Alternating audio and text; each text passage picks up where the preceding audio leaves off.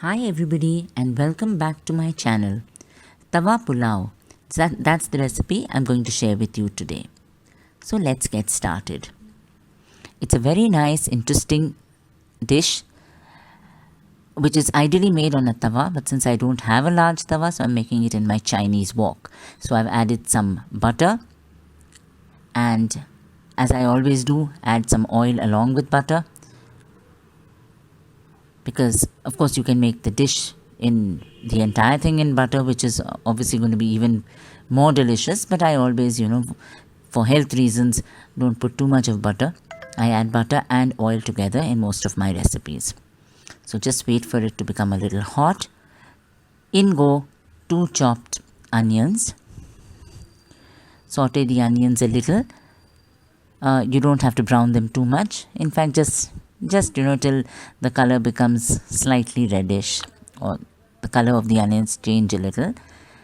Now add 2 teaspoons of ginger garlic paste and give it a good mix.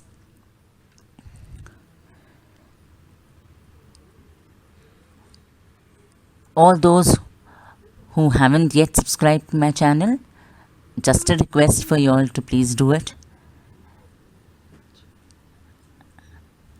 Now you can see the onions and the ginger garlic paste is cooked.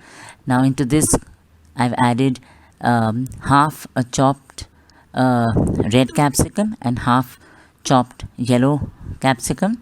I didn't have the green ones today, otherwise I would have added that as well. 2 chopped tomatoes. Just mix them all up together. 1 bowl of boiled peas. Just mix them all up. Now for the masalas. The secret masala to the Tawa Pulao is nothing but our good old Pav Bhaji Masala. So I've added 2 large heaped tablespoons of Pav Bhaji Masala, salt to taste, 1 teaspoon of red chilli powder. You can already see that it's getting a nice color. About 1 large teaspoon of Dhanya Powder. Just give it a good mix. Of course, depending on the amount of rice you have, you can always add more Pav Bhaji Masala. I may probably have to add a little more later. 2 slit green chilies. And because of the butter that's been added, the rice has a very nice buttery smell and taste. So it's all done. Now just for it to cook a little faster, I've added about 2 teaspoons of water. Just mix it all up. And the water seems to have dried up, and I think I'll probably have to add a little bit of more water to it.